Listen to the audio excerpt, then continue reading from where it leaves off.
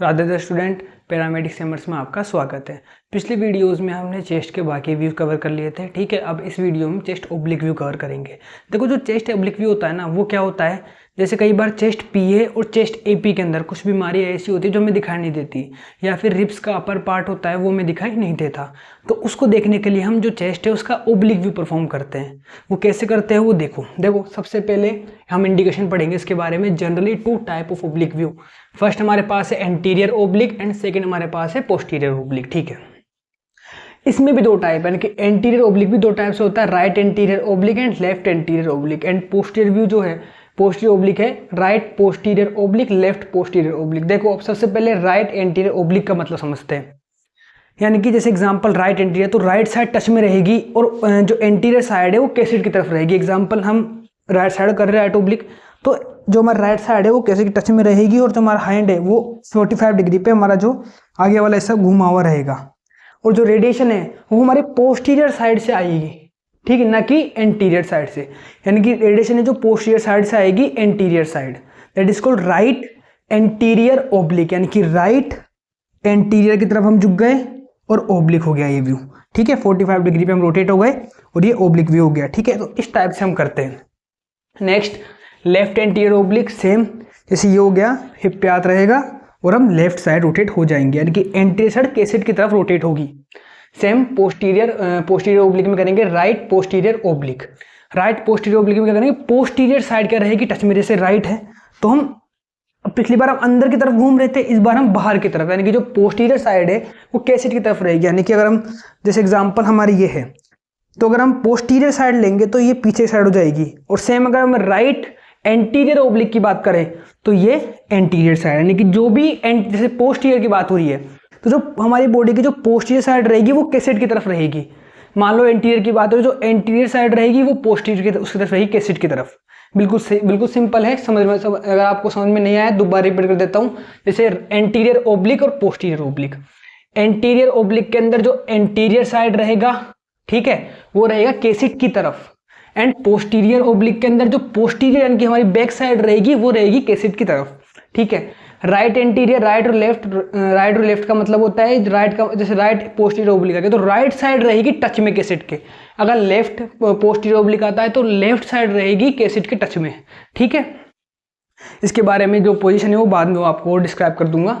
आगे देखो, oblique view are prescribe by for any type of chest pathology which are not clear in PA view. देखो, इसमें बताया गया है पीए व्यू ओब्लिक व्यू जब प्रिस्क्राइब करते हैं, जब पीए व्यू के अंदर हमें कोई कुछ डिजीज दिखाई नहीं दे रही जो हमें देखना चाहते हैं। ठीक है, next to see the rib fracture and see the upper, यानी कि अगर हमको अपर रिब का फ्रैक्चर देखना है तो वो हमें क्लियरली कहाँ दिखाई देगा, ओब्लिक व्यू के अंदर दिखाई देगा। या फिर कोई इन्फेक्शन हो वो हमें ओब्लिक व्यू में दिखाई देगा। नेक्स्ट हम आते हैं पेशेंट पोजीशन में, यानी कि जो हमारा पेशेंट है वो ओब्लिक व्यू में उसकी पोजीशन क्या रहने वाली है। देखो, patient is asked to stand in front of upright cassette holder in PA position. देखो, जो पेशेंट है उसको हमें स्ट्रेट रखना है, सीधा, यानी कि वो इरेक्ट पोजीशन में रहेगा, सीधा अपराइट। ठीक है, cassette holder in PA position, यानी कि पीए पोजीशन के अंदर रहेंगे। हम सबसे पहले पीए करेंगे, यानी कि हम पोस्टीरियर साइड भी कर सकते हैं, एंटीरियर साइड भी कर सकते हैं। नेक्स्ट इसके हम आगे आते हैं, टर्न द पेशेंट 45 डिग्री। ठीक है, हम पेशेंट को सीधा खड़ा है, मान लो एपी में खड़ा है, पीए में जो भी है पोजीशन, 45 डिग्री रोटेट करेंगे। एग्जांपल आपके आता है राइट एंटीरियर ओब्लिक या राइट पोस्टीरियर ओब्लिक। ठीक है, या फिर आता है लेफ्ट एंटीरियर ओब्लिक।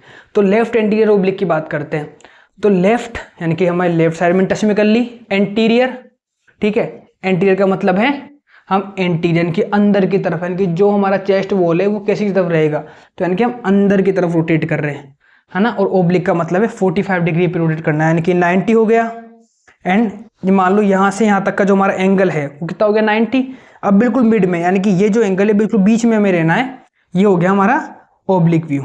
ठीक है, next, if the left side near to the cassette raise the right hand above the head. इसमें बताया गया है hand place on the cassette. देखो, जो राइट हैंड है, जैसे एग्जांपल हम लेफ्ट की इसमें बात कर रहे हैं, तो राइट हैंड को हम रखेंगे सिर के ऊपर है, पीछे की तरफ। ठीक है, next, place the left hand on the left hip, यानी कि जो हमारा लेफ्ट हैंड है ये वाला, उसे हम लेफ्ट हिप की तरफ रखेंगे, यानी कि ऐसे, ये हो गया। ठीक है, देन ये हम पीछे रखेंगे, लेफ्ट हिप पे हाथ रखेंगे एंड द रोटेट 45 डिग्री।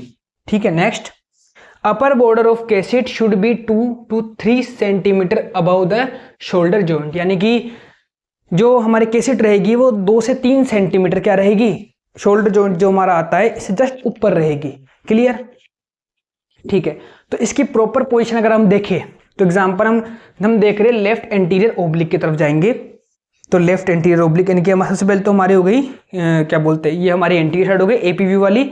अब हम इसको ओब्लिक में लेंगे तो ये हो गया 90 डिग्री एंड देन हो गया 45 डिग्री। ठीक है, राइट हैंड रखेंगे हिप हेड पे। ठीक है, एंड लेफ्ट हैंड जो हमारा है वो रहेंगे हिप पे, लेफ्ट हिप पे, राइट हिप पे नहीं, लेफ्ट हिप पे। ठीक है, देन 45 डिग्री रोटेट, और हमारी जो लेफ्ट साइड रहेगी वो रहेगी कैसेट के बिल्कुल टच में। क्लियर? देन हम इसके आगे पढ़ेंगे, जो हमारे सेंटर रहे वो हम इसके आगे देखेंगे। चलो देखो सबसे पहले हमारे पास C R perpendicular I R. देखो इसका मतलब क्या होता है, C R perpendicular I R का मतलब है जो इमेज रिसेप्टर है हमारे पास, ठीक है, उसके पर जो सेंटर रे है, यानी कि जैसे एग्जांपल सामने हमारे एक्स ट्यूब लगी हुई है, वहाँ से रेडिएशन आ रही है, एंड देन जो कैसेट है वो बैक साइड है। तो जो सी आर है, ठीक है, जो सेंटर रे है वो बिल्कुल सेंटर में आएगी परपेंडिकुलर, यानी कि वो 90 डिग्री के एंगल पे आएगी। जैसे ये है, मान लो इमेज रिसेप्टर है, तो सी आर बिल्कुल ऐसे आएगी, दैट इज कॉल्ड परपेंडिकुलर, यानी कि वो 90 डिग्री के कोण पर आएगी। क्लियर? नेक्स्ट हम इसके आगे पढ़ेंगे सेंट्रल रे, यानी कि कौन से पॉइंट पर वो आके टकराएगी। द सेंट्रल रे is directed horizontally at the level of T5, यानी कि थोरेसिक वर्टिब्रा वाला जो लेवल है उस लेवल पे आके वो टकराएगी। या फिर जी फोल्ड प्रोसेस, अगर हम एंटीरियर साइड, यानी कि अगर हम प्रोन कर रहे हैं, पोस्टीरियर कर रहे हैं ओब्लिक में ना, तो वो एंटीरियर साइड आएगी जी फोल्ड प्रोसेस पे। नेक्स्ट इसके आगे हम देखते हैं रेस्पिरेशन। देखो रेस्पिरेशन हमेशा हमने बताया था आपको सस्पेंडेड रहेगा, यानी कि वो डीप इंस्पिरेशन लेगा पहले, यानी कि पहले लंबी सांस लेगा, देन उसके बाद वो उसे रोक लेगा मिली सेकेंड्स के लिए। नेक्स्ट डिटेक्टर साइज हमारे पास क्या है, मैंने आपको बताया था 14/14 या फिर 14/17, ये किस में आएगी हमारे पास, इंचेस में आएगी।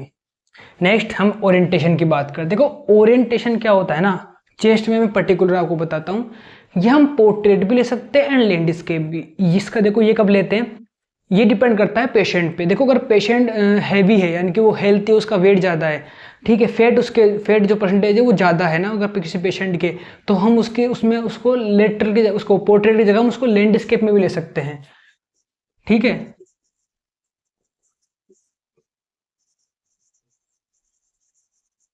ठीक है, तो कई बार क्या होता है, जैसे पोर्ट्रेट में कोई पतला पेशेंट है, वो पोर्ट्रेट में आराम से आ रहा है तो कोई इशू नहीं है, लेकिन अगर उसको पोर्ट्रेट में नहीं आ पा रहा, उसके फेट परसेंटेज ज़्यादा, तो हम उसको लैंडस्केप में हमें लेना पड़ेगा। ठीक है, नेक्स्ट एफएफजी वही 180 सेंटीमीटर।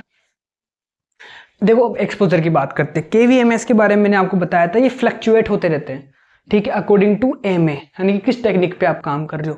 यानी कि बेसिकली मैं एमए लेके चल रहा हूँ अपने पास, 150 एमए पे कर रहा हूँ मैं काम, तो 150 एमए पे नॉर्मली 50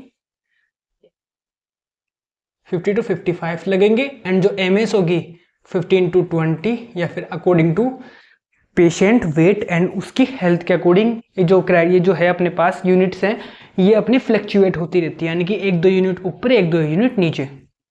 नेक्स्ट ग्रिड हमारे पास क्या रहेगी, यस, ठीक है। देन उसके बाद हम पढ़ेंगे अब कोलिमेशन। देखो कोलिमेशन क्या होता है, कोलिमेशन का मतलब होता है जब भी हम एक्सरे कर रहे हैं, एक्सरे ट्यूब में हम कोलिमेट कितना कर रहे हैं, यानी कि जितने एरिया पे रेडिएशन आएगी उसको बोलते हैं कोलिमेशन, यानी कि हम रेडिएशन के लिए कितना एरिया प्रिपेयर कर रहे हैं, यानी कि हम कितने एरिया में रेडिएशन डाल रहे हैं। ठीक है, तो कोलिमेशन हम देखो सुपीरियरली कितना रहेगा, 5 सेंटीमीटर अबव द स्टेर्नोक्लेविकुलर जॉइंट, यानी कि जो स्टेर्नोक्लेविकुलर जॉइंट है इसके 5 सेंटीमीटर अबव रहेगा। नेक्स्ट इन्फीरियर लेगा बिलो द डायफ्राम, यानी कि ऊपर से बता दे 5 सेंटीमीटर अबव द स्टेर्नोक्लेविकुलर जॉइंट, यानी कि यहाँ से 5 सेंटीमीटर अबव रहेगा, एंड इन्फीरियर साइड जो रहेगा यानी कि नीचे की साइड वो रहेगा डायफ्राम, लोअर डायफ्राम। ठीक है, नेक्स्ट लेटरली स्किन मार्जिन, ठीक है, यानी कि जो जितना भी स्किन एरिया है, जो भी प्रॉपर स्किन एरिया इसमें आ रहा है वो हम पूरा इसमें कवर करने वाले हैं, लेटरल साइड जितनी भी है। ठीक है, नेक्स्ट इसके बाद हम पढ़ेंगे रेडियोग्राफिक अपीयरेंस। देखो रेडियोग्राफिक अपीयरेंस में क्या शो करता है कि हमें जो भी हम रेडियोग्राफ तैयार कर रहे हैं उसमें हमें क्या क्या दिखने वाला है, ठीक है। इसमें हम ऐड कर सकते हैं, एग्जाम्पल हमें कुछ भी नहीं दिखा, ठीक है, तो ये जो रेडियोग्राफिक अपीयरेंस है ये हम पर्टिकुलर इसलिए बताते हैं कि अगर इन एरियाज में अगर आपको कुछ दिखता है तो आपको ये एरिया जो रिपोर्ट है उसमें लिखने हैं। जिस example the shadow of lung are superimpose on each other, यानी कि जो लंग्स हैं हमारे उनकी जो शेडोज है वो एक दूसरे के ऊपर क्या होती है, सुपर इम्पोज जाती है। जो लंग्स की शेडो है यानी कि उनकी परछाई जो आती है हमारे पास रेडियोग्राफ में, जब हम ओब्लिक व्यू करेंगे, जैसे हम ओब्लिक व्यू है 45 डिग्री पे करेंगे तो जो लंग्स हैं उनकी एक दूसरे के ऊपर वो ओवरलैप दिखाई देने लगेंगे हमें। Next dorsal spine is posteriorly seen and sternum anteriorly is seen clearly, ठीक है। देखो डोर्सल स्पाइन का मतलब ये होता है डोर्सल या फिर पोस्टीरियर, यानी जो हमारी स्पाइन है, थोरेसिक वाला जो एरिया, थोरेसिक स्पाइन वाला जो एरिया है वो हमें क्लियरली दिखाई देने वाला है। इसके अलावा जो स्टर्नम बोन है देन ये भी हमें क्या दिखाई देने वाली है, बिल्कुल क्लियर दिखाई देने वाली है इस व्यू के अंदर। नेक्स्ट द कार्डियक शेडो, यानी कि जो हर्ट है हमारा उसकी जो शेडो है जो हमें शो कर रहा है वो ब्लैकनेस, वो हमें क्लियर दिखाई देने वाली है। And now the upper rib is seen clearly 1 to 10th, जिसके लिए हम प्रॉपर रिव्यू करते हैं, यानी कि 1 से लेके 10 तक की जो रिब्स है वो हमें क्लियरली दिखाई देने वाली एक्सिलरी, ठीक है। तो देखो ये हो गया हमारे पास छोटा सा डिस्क्रिप्शन चेस्ट ओब्लिक व्यू के बारे में। अगर इसमें आपको और कुछ भी समझ में ना आए तो आप कमेंट में कर सकते हैं। देन इसके बाद में एक बार प्रॉपर आपको उसकी जो पोजीशन है वो एक बार समझा देता हूँ। जैसे हम ले लेते हैं लेफ्ट एंटीरियर ओब्लिक LAO, तो सबसे पहले राइट हैंड सिर पे रहेगा, क्लियर। लेफ्ट है वाला जो हैंड है वो हिप के साइड रहेगा, ये टच, और जो लेफ्ट साइड है वो टच में रहेगी। एंड देन जो बॉडी है वो 45 डिग्री पे क्या रहेगी, रोटेट रहेगी। जो रेडिएशन है जो बैक साइड से T5 के ऊपर आएगा और सामने की तरफ जस्ट कैसेट के ऊपर क्या करेगा, वो टकराएगा, यानी कि पोस्टीरियर साइड से वो आएगा। जो भी एंटीरियर ओब्लिक हो या पोस्टीरियर ओब्लिक, जो भी ओब्लिक है वो साइड कैसेट की तरफ देखती हुई रहेगी। तो ये था चेस्ट ओब्लिक के बारे में। और कुछ समझ में नहीं आता तो कमेंट में डाउन कर सकते हो, क्लियर। इसके बाद हम आगे की जो वीडियोस आने वाली है उसमें आगे भी कवर करेंगे। मुझे पता ही है तो ये वीडियो थोड़ी लेट आई है, तो आगे से ऐसा नहीं होगा, अब वीडियो रेगुलर आया करेगी।